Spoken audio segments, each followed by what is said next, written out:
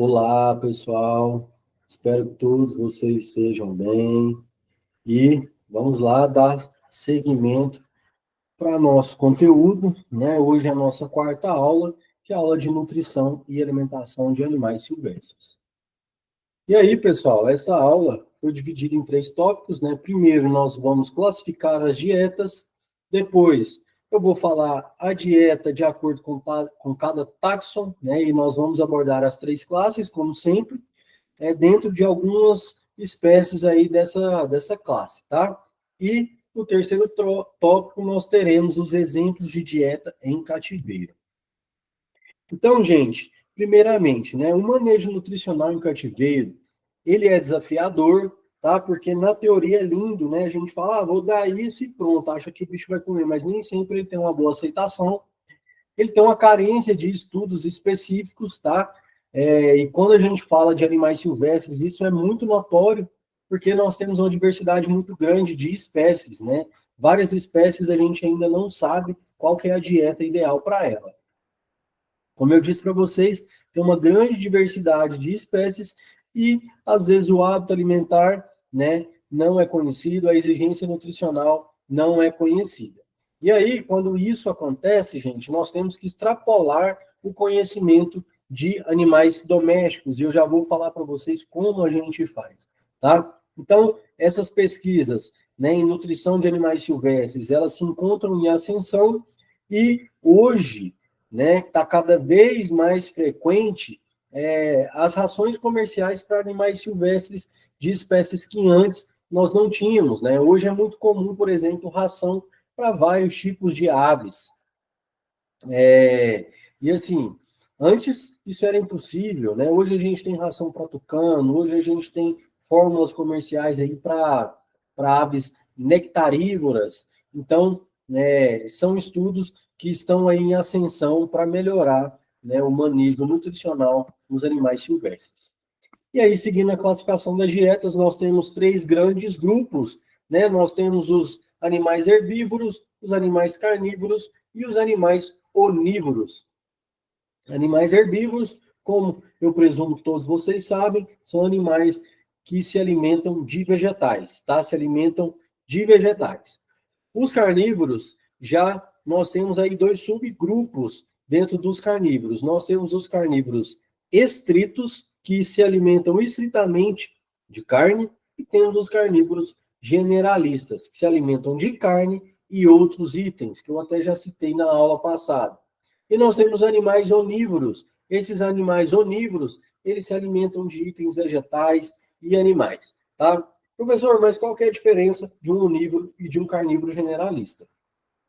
O carnívoro generalista, gente, a proteína é o item principal da dieta dele, tá? A carne é o item principal da dieta dele. Já os onívoros, eles podem obter proteínas de outras origens, senão a carne, e a carne não ser, né, digamos, a estrela principal aí da sua dieta. Então, a dieta de acordo com o táxon, né? Nós temos exigências específica de acordo com a espécie, de acordo com o táxon. Então, cada espécie vai ter uma exigência, tá? Por isso, nós precisamos conhecer a biologia, para poder empregar o enriquecimento ambiental, que foi o tema da aula passada, né? E isso, como eu disse para vocês, nem sempre nós vamos ter dados na literatura, nós temos uma escassez de dados aí, e quando a gente não sabe, né, não tem aquele dado na literatura, nós vamos extrapolar com animais filogeneticamente próximos, tá? Então, eu tenho uma espécie, mas eu não tenho nenhum material que me direciona como deve ser feito o manejo nutricional, eu vou no animal que é filogeneticamente mais próximo. Assim como mostra nessa imagem, né? Então, eu já trabalhei com anta algumas vezes, né? E anta, gente, ainda assim, já tem alguns dados conhecidos, né? Hoje em dia é bem mais fácil você lidar com anta em cativeiro, mas antigamente mesmo, né? E até hoje, na maioria das instituições, o que que acontece? O pessoal fornece uma dieta muito parecida com a dieta de cavalo, tá? Como a anta é herbívora, né? Quem não tem muito conhecimento pensa o quê? Vou dar fruta. Mas a fruta, pessoal, é claro que ela vai aceitar, porque fruta tem muita água, fruta tem muita frutose, é docinho, a aceitação é muito boa. Mas a fruta está ligado com vários relatos de casos, se vocês pesquisarem aí na internet, vocês vão ver. Tem vários trabalhos científicos relatando problemas gastrointestinais, né, ligados ao alto consumo de frutas em antas. Então, esse animal, gente, ele precisa de uma fibra mais grossa também, né? Não é só aquela fibra presente nas frutas. Ele precisa de uma fibra mais grossa na sua digestão. Então, forragens que eram fornecidas para cavalo e ração de cavalo são comumente oferecidas para antas, tá? Por quê? Porque elas são filogeneticamente parecidas, né? Nós sabemos, ó, e aí a gente vem lá no assunto lá da primeira aula, da classificação lá do Reficofage, né? Então, nós temos a classe, a ordem, a família, o gênero e a espécie. Então, aqui, né, na linha da espécie, nós temos o Equus asinus, que é o asno, né? Nós temos Equus cabalos, que é o cavalo, e a zebra. E aqui na espécie nós temos as antas, né? E os rinocerontes. Eles não são, né, do mesmo grupo de espécies, mas quando a gente vai ver lá na ordem, todos eles têm um ponto em comum. Eles são perissodáctilos, né? Eles são os animais perissodáctilos. Portanto, a anta é parente tanto do cavalo quanto do rinoceronte. Eles filogeneticamente aí têm, né, semelhanças, eles vêm aí de uma origem em comum, né? Então, portanto, gente, se eu não conheço uma espécie, eu posso extrapolar do animal, né, a dieta do animal mais filogeneticamente próximo, mais parecido, né? Então, ocorre dessa forma, tá, gente? E aí vamos iniciar então a dieta de acordo com o taxon nas aves. Nas aves nós temos mais de 140 famílias, e aí eu já trouxe uma imagem para vocês, né, em relação à dieta, o bico de acordo com a dieta. Então nós temos aqui o bico de uma ave generalista, de uma ave que come insetos, né, olha a diferença, de outra ave que é pescadora, né, então ela pesca peixes que estão na superfície. Nós temos aqui de uma ave limícola, né, que se alimenta aí de algas e tal, granívoros que se alimentam de grãos, enfim, nós temos vários grupos aqui, ó, aves filtradoras, né, que se alimentam aí de alguns micro-organismos presentes ali na água. Nós temos aqui aves mergulhadoras, né, como o pato mergulhador, ó, a diferença do bico, rapinantes, né, que são animais carnívoros. Então, pessoal, o bico, ele está intimamente relacionado com a dieta, né, como eu já falei para vocês. Eu trouxe aqui, pessoal, os 4 principais grupos que a gente trabalha, né, em cativeiro para falar da dieta deles para vocês. Então, nós temos os psittaciformes, os passeriformes, os pisciformes e os rapinantes, que têm aí as famílias, né, accipitriforme, falconiforme e estrigiformes.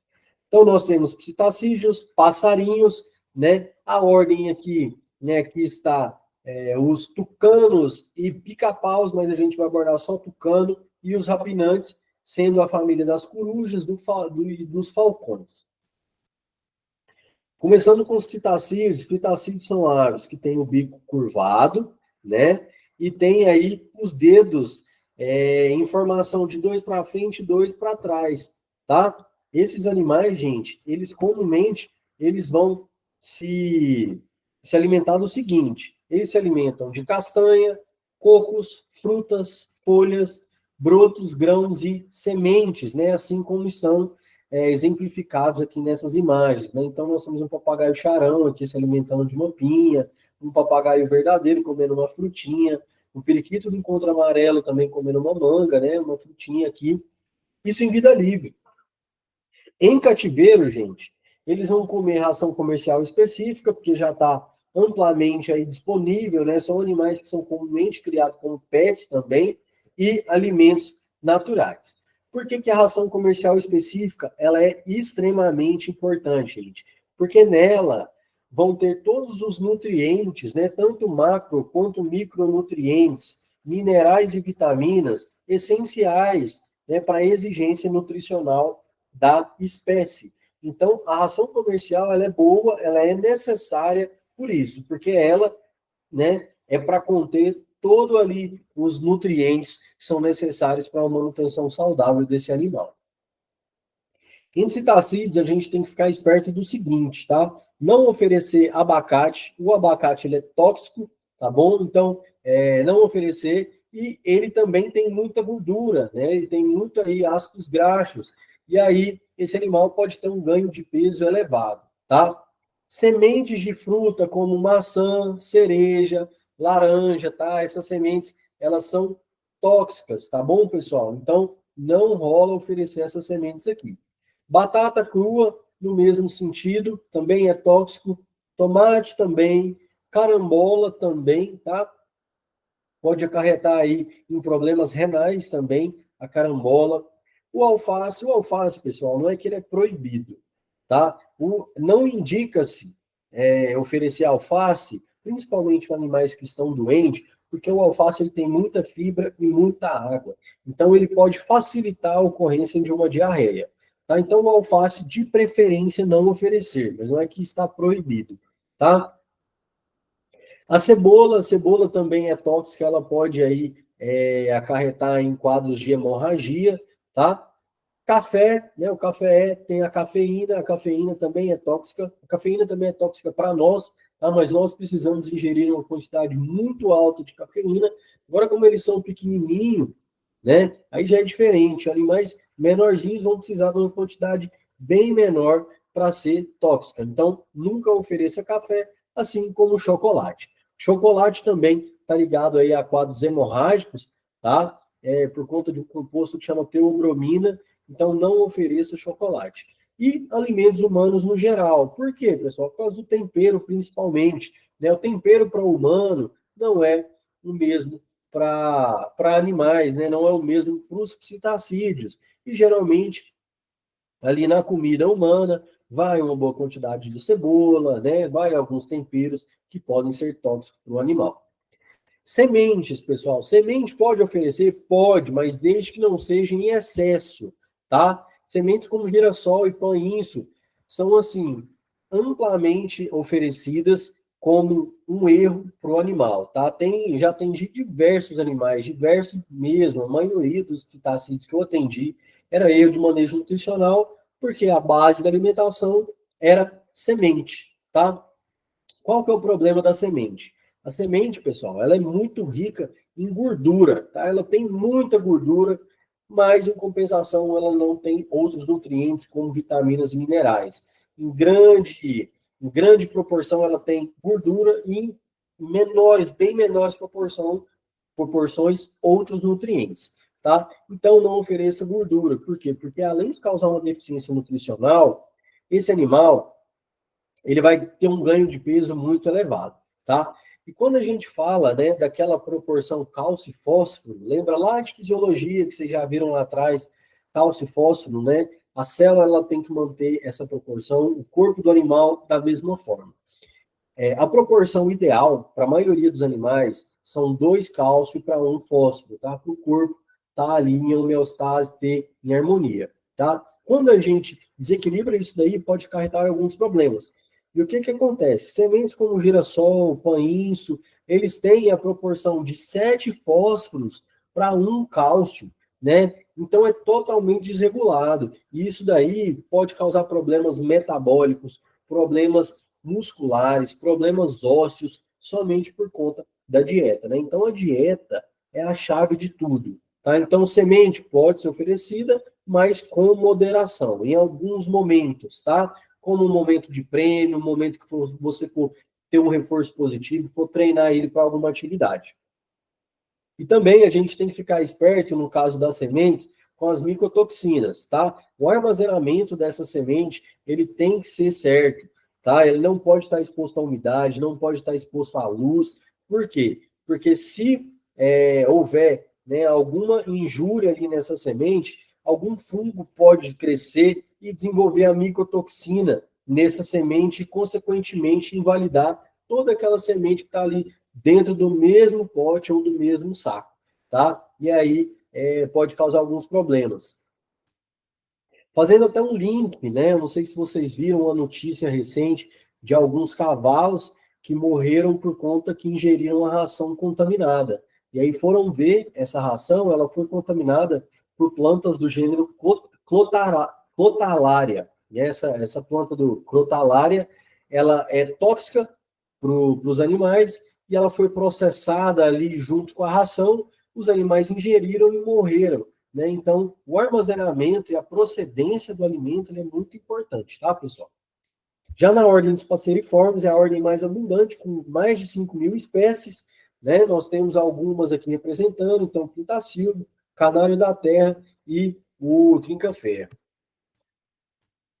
Né? Em vida livre, pessoal, esses animais, eles são granívoros, onívoros, né? Mas majoritariamente eles comem sementes e comem algumas outras coisas, podem comer um inseto, uma formiga, ou alguma outra coisa do tipo, tá? Mas majoritariamente granívoros. Em cativeiro, da mesma forma, ração comercial e sementes, mas como eles comem semente, professor, é normal, eu vou oferecer só semente, mas o que acontece? Tem aquele porém que eu falei para vocês da ração comercial. As sementes, elas são pobres em vitaminas e minerais, né? E aí pode causar uma hipovitaminose nesse animal. Como, né? As mais principais são ligadas à vitamina A, colina, niacina, biotina, vitamina D, tá? São as principais aqui, mas é claro que pode ter outro tipo, né, de deficiência de vitaminas aí e deficiência mineral também. Então, se você oferece só sementes, professor, quero oferecer só semente, porque eu li aqui e essa espécie ela come só semente. Tudo bem, mas aí você pode então, né, você vai ter que lançar, na verdade, mão da suplementação nutricional, tá? Você não pode oferecer só semente, porque em algum momento esse animal vai entrar em deficiência. Então você oferece semente, mais a suplementação nutricional, tá? Ou então a ração comercial e sementes. Ali na ordem dos piciformes, nós temos a família Ramfastidae, que é dos tucanos e araçaris, né? Então nós temos aqui o tucano toco, o tucano de bico preto e o araçari castanho, tá? Eles têm algumas particularidades, eles são animais frugívoros primários, então eles comem muita fruta, mas eles também são faunívoros oportunistas. O que isso quer dizer? Que se tiver oportunidade, se bater a chance, eles comem alguns insetos e alguns pequenos vertebrados, tá?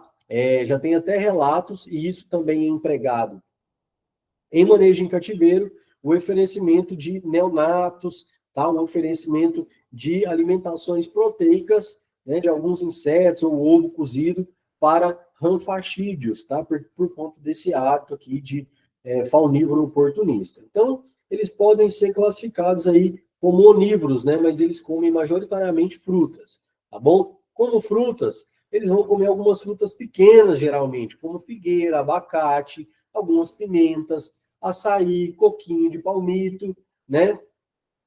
E eles podem caçar em vida livre aves pequenas, filhote de outras aves, ou até mesmo ingerir o ovo inteiro de outras aves, tá?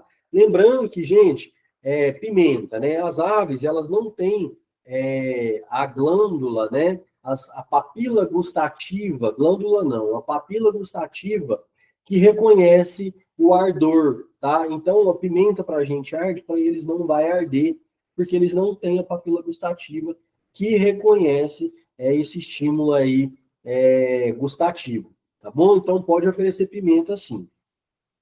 Em cativeiro, gente, eles vão comer ração específica, mais alimentos naturais. Ó, eles gostam bastante de uva, tá? Muito mesmo. Eles costumam gostar também de banana, de manga, mamão, melão, goiaba, caqui, abacate, tá? Mas a uva é a queridinha dos tucanos, assim, eles gostam muito de mamão também, tá? E aí, pessoal, a dieta deles, essa ração específica é muito importante porque ela tem que ter um baixo nível de ferro, tá? A dieta de ranfastídeo não pode ter muito ferro, porque eles têm uma doença que chama doença do acúmulo de ferro, tá? E aí isso pode ocasionar em problemas hepáticos, problemas renais, uma série de alterações no corpo desses animais por conta do acúmulo de ferro. Então tem que ser uma dieta baixa em ferro. E aqui nos rapinantes, né, dentro do grupo das aves, eu coloquei aqui 3 espécies representando, então, os falcões, né, os falconiformes, aqui os estrigiformes e os accipitriformes. Aqui nós temos um quiriquiri, um falcão quiriquiri. Aqui nós temos um carcará, que ocorre aí na maioria das regiões do Brasil. E nós temos uma suindara. Esse grupo, pessoal, os rapinantes, eles são aves carnívoras, né? Então, em vida livre, eles vão comer roedores, lagartos, serpentes, peixes, outras aves, tá? E também carcaças em estado de putrefação ou não, vai depender da espécie, né? Então, se um urubu, que é um rapinante, vê uma carcaça em estado de putrefação, de estado de decomposição avançado, né, ele pode comer, diferente do carcará, que não tem muito esse hábito. Então, aqui algumas imagens, né, representando a predação deles aí em outros animais, aqui um roedor e aqui uma serpente, né? Em cativeiro, pessoal, eles podem sim comer roedores, tá? Geralmente esses roedores são abatidos por conta de toda uma normativa de bem-estar animal, né? Porque a gente tem que olhar o lado da presa também, e carnes. A carne, gente, geralmente ela é suplementada nutricionalmente, principalmente com cálcio, tá? Então, se for que essa carne que a gente compra de açougue e tudo mais, ela precisa ser suplementada com cálcio. E a gente tem que se atentar em cativeiro em relação à predação de pombos. Como eu disse aqui, em vida livre, esses animais eles têm o hábito de se alimentar de outras aves. E esse hábito, né, ele é intrínseco deles. Então, no cativeiro, se tiver uma ave sinantrópica, por exemplo, um pombo, que conseguiu, né, entrar naquele cativeiro e comer algumas coisas que estão ali, ficar ciscando ali, ele vai tentar predar esse pombo. Mas qual que é o problema? Pombo, como a gente sabe, ele pode, né, veicular várias zoonoses. Mas em relação aos rapinantes, tem uma em particular, que é a tricomoníase, tá? Causada por um protozoário do gênero Trichomonas. Essa doença, pessoal, ela vai causar algumas placas de protozoário na cavidade oral, e isso vai se migrando, né, vai se alastrando aí para o trato gastrointestinal, levando esse animal a parar de comer, ao emagrecimento progressivo, à diarreia e vários outros sinais clínicos, levando até esse animal ao óbito, tá? Então, a predação de pombos, ela tem que ser evitada, o acesso de pombos no cativeiro, ele tem que ser cortado. Iniciando os répteis, né, nós temos aqui os quelônios, a ordem dos quelônios, dos escamados e dos crocodilianos, né? Então, representados aqui nessas imagens. Nos quelônios, né, nós temos quelônios aquáticos e terrestres, assim como mostra essa imagem. Então, terrestre nós temos o jabuti, aqui nós temos o tigre d'água como quelônio aquático. Em vida livre, né, os jovens aquáticos, eles vão ser carnívoros, majoritariamente carnívoros, então eles vão comer peixes bem pequenininhos, pequenos crustáceos, tá? E quando adultos, eles já têm uma dieta predominantemente onívora. Eles vão comer mais vegetais, né, predominantemente herbívoros, então eles vão comer mais vegetais, mas também vão continuar comendo carne. Agora, quando jovens, eles vão comer mais carne. Tá? E terrestre, né, os quelônios terrestres, quando jovens, eles vão ser onívoros, com predominantemente carnívoro, né, eles vão precisar aí de proteína animal para crescer, para formar, né, todo o seu corpo, e quando adultos, eles são onívoros, então eles vão comer muito vegetal e muita carne também, tá? Muita proteína, essa proteína não precisa ser só carne, tá? Ela pode ser ovo, pode ser inseto, pode ser outros ingredientes aí. Em cativeiro, né, esses quelônios, eles vão comer ração e item natural. E aí a ração ela é específica para a espécie, né? E item natural a gente pode oferecer legumes, verduras e frutas, como espinafre, chicória, abóbora, beterraba, mamão, banana e vários outros itens vegetais. E como fonte de proteína, né, eu posso oferecer carne moída, ovo cozido, né, carne com suplementação mineral, mas a gente pode oferecer basicamente esses alimentos. Na ordem dos escamados, né, os lagartos em vida livre depende da espécie. A iguana ela é predominantemente herbívora, Já o teiu, ele vai ser onívoro, e esses tropiduros, que é esse calanguinho, esse calanguinho de muro, que fica no muro, sabe? Eles são insetívoros, né? Então eles vão comer basicamente insetos. Em cativeiro, a gente vai precisar adequar a dieta de acordo com a espécie e sempre basear nos hábitos de vida livre, tá? E na dieta de vida livre. E aí a gente adapta com as ferramentas, né, e com os itens que a gente tem em cativeiro. E aí, gente, a gente tem que se atentar ao seguinte, a temperatura ambiental para a digestão, tá? Então, se você mora, né, se você for trabalhar numa região que fica muito frio, você tem que ter algum aquecedor para auxiliar aí na digestão desses animais, senão eles vão ter problemas na digestão. As serpentes, né? Nas serpentes também depende da espécie a dieta de vida livre, então jiboia vai comer roedor, tapiti, que é uma lebre do mato, lagartos, cão, gato, né? Se tiver oportunidade. Essa aqui é a Dipsas indica, né? Que é a papa lesma, ela vai comer a lesma e caracóis. Ela também é chamada de falsa jararaca, tá? Porque ela parece a falsa jararaca, ela parece a jararaca, mas não tem veneno nenhum. E aqui a Phyllodes olferes, que é uma cobra cipó, ela vai comer basicamente anfíbios. Ela pode comer outras presas, mas ela tem uma preferência por anfíbios. Em cativeiro, né, a grande maioria das espécies que é mantida em cativeiro vai ser mantida com roedor, coelho e galinha. Vai depender da espécie. E aquilo, né, basear sempre na alimentação e nos hábitos naturais. Tá, qual que é o tamanho da presa, né? O tamanho da presa, pessoal, e o peso vai depender do peso do animal, né? Porque a presa que eu vou oferecer para uma cobra cipó é bem diferente da jiboia, que é bem diferente de uma sucuri, né? Então a gente toma como base o peso vivo do animal.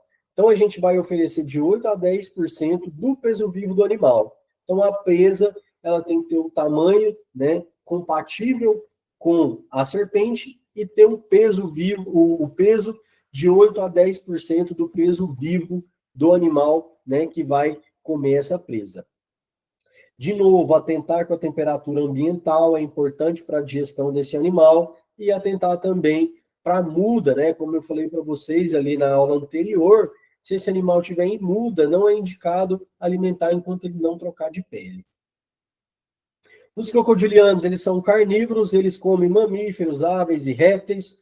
O tamanho da presa vai depender da capacidade de deglutição desse crocodiliano. Eles não mastigam a presa, eles deglutem em parte grande e faz a digestão ali no estômago mesmo.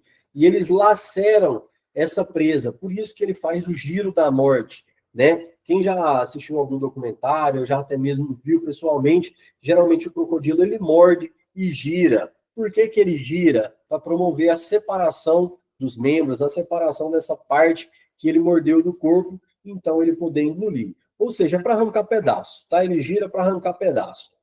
Em cativeiro, ele vai se alimentar de presas abatidas e oferecidas, né? E aí o tipo e o tamanho da presa vai depender do tamanho desse crocodiliano, do peso dele e da aceitação, né? Porque eles desenvolvem preferências também. Mamíferos. Mamífero é uma classe muito extensa e diversa, né, de espécies. Dentro dessa classe nós temos animais herbívoros, carnívoros e onívoros, né? Os hábitos e a dieta, como eu já disse, variarão de acordo com a espécie.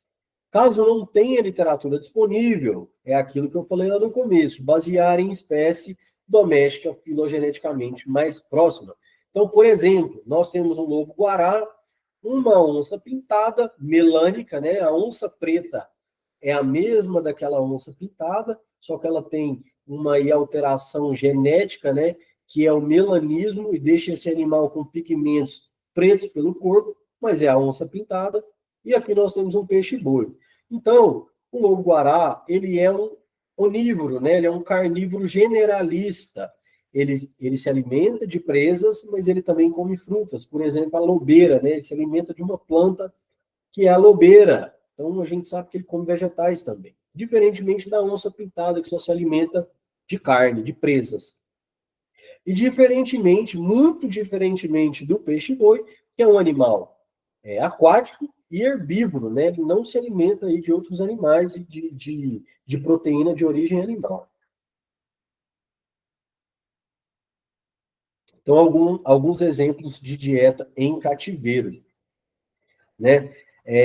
De novo, as dietas elas podem variar de acordo com a finalidade da instituição, tá? Então, aqui eu trouxe um exemplo de dieta de gambá, e aí ela tem um quadrinho aqui, né, onde fala o nome científico dele.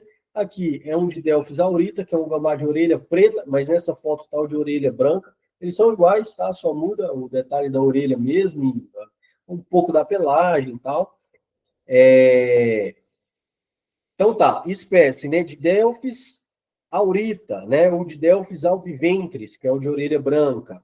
Aqui nessa primeira coluna nós temos a fase, a frequência que esse alimento vai ser oferecido, o tipo de alimento, né, tipo de alimento novamente e o manejo para o oferecimento desse alimento. Tá, então, a fase, nós temos uma fase intermediária de idade, então de 9 a 10 semanas aproximadamente, ou 8 centímetros da cabeça, né, até o fim do corpo.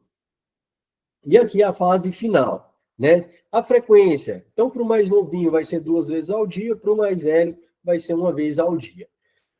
Oferecimento de alimento líquido, né? Água à disposição no bebedouro de roedor. Aqui da mesma forma. Então, água sempre à disposição, para o mais novo e para o mais velho. Alimentação sólida. Então, o mais novinho ele vai comer uma papa com frutas diversas, ovo cozido, ração de gato úmida e ração úmida em chacê, de gato também. Polvilhar e misturar o leite em pó, 1 colher de sopa de leite em pó, e aqui tem a marca, né, do leite em pó, que é aquele leite para gato, né, aquele sucedâneo para gato. Então, o novinho vai comer isso. Ou o mais velho que ele vai comer? Vamos ver. Frutas diversas picadas. Então, aqui, ó, é uma papa, né? Um novinho ele comia uma papa. Aqui já estão estimulando ele a mastigar. Frutas diversas picadas, ovo cozido, ração de gato seca e ração úmida. Polvilhar e misturar o leite em pó, 1 colher também da mesma marca, tá? Então é isso, gente. E aí o manejo, deixar a papa à disposição. Quantidade depende do tamanho da ninhada.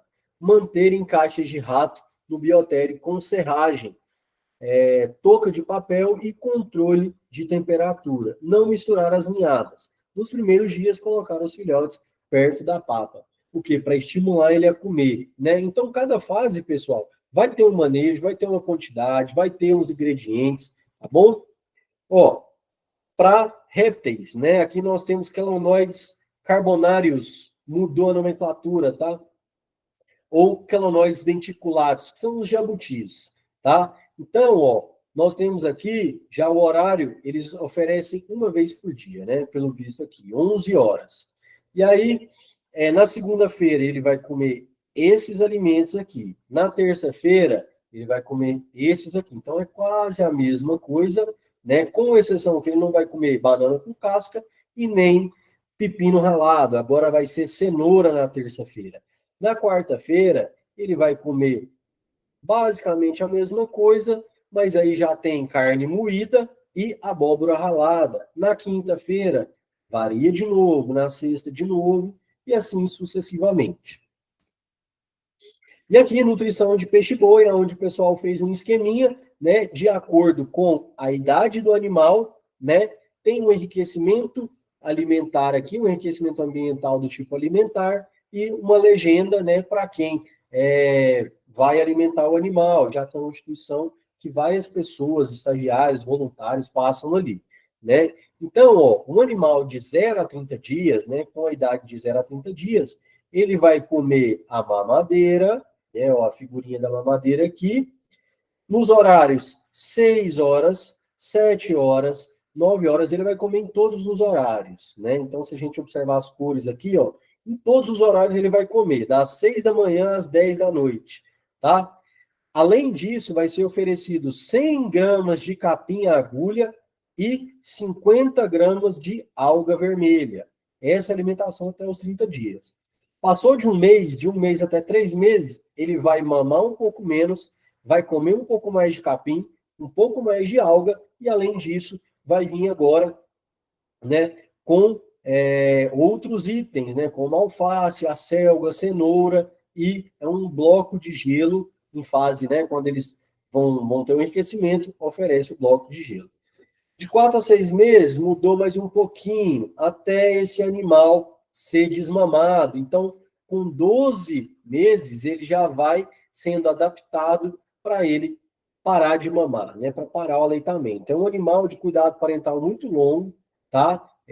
Na natureza, eles acompanham a sua mãe em até 3 anos. Então, é um animal que tem um longo ciclo aí de reabilitação, tá bom? Setor de nutrição de aves, né? Ó, uma ideia aqui nós temos aves marinhas também, né? Então nós temos, por exemplo, as externas aqui, né? O que que a externa vai comer? Aqui nós temos a legenda, né? E aqui o que que ela vai comer? Então ela vai comer peixe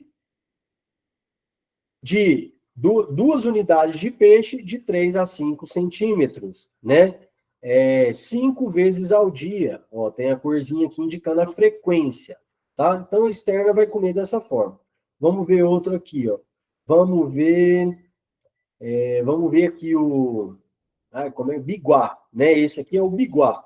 O biguá, ele vai comer também 5 vezes ao dia, né? 4 unidades de peixes, um pouco maiores, peixe do bigual, maiores que 10 centímetros, tá? Então, pessoal, é um esqueminha que facilita demais, né? Nas instituições também, para você saber, já que geralmente vão ser várias espécies que vão ser manejadas ali dentro, né, da instituição. Tá bom? Então, esses são alguns exemplos de nutrição de animais silvestres. Nós ficamos por aqui nessa aula. Espero que vocês tenham gostado e que não fiquem com dúvidas, tá? Eu estou disponível lá no Fale com o seu mentor na nossa plataforma. Fica com Deus e até mais.